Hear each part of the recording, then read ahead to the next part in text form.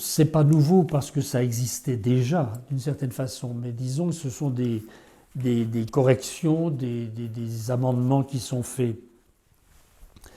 Par exemple, dans le Je confesse à Dieu, je reconnais devant mes frères que j'ai péché, etc. On a rajouté mes frères et mes sœurs. Pas simplement parce que c'est à la mode, mais c'est quand même important. Par exemple, dans une communauté comme je suis ici, parfois il n'y a pas beaucoup d'hommes à la célébration habituelle. Certains matins, je suis le seul.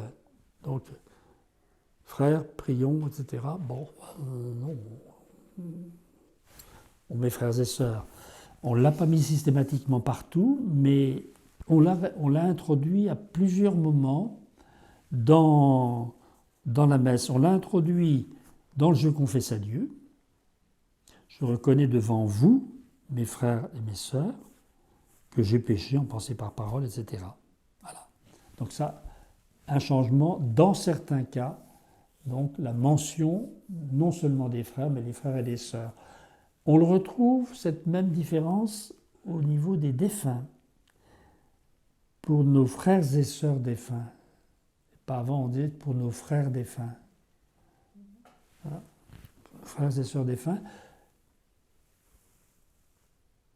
D'ailleurs, c'est assez étonnant, mais dans le texte de la première prière eucharistique, donc il y en a 4 principales, mais la première, c'est ce qu'on appelle le canon romain, c'est celui qui était traditionnellement utilisé depuis le Concile de Trente, en latin, famulorum, famularum, quetuarum. Donc, nous prions pour tes serviteurs et tes servantes. On mettait les deux.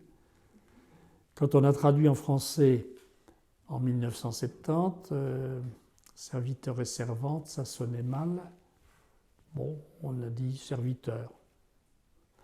Et maintenant, on met frères et sœurs. Voilà.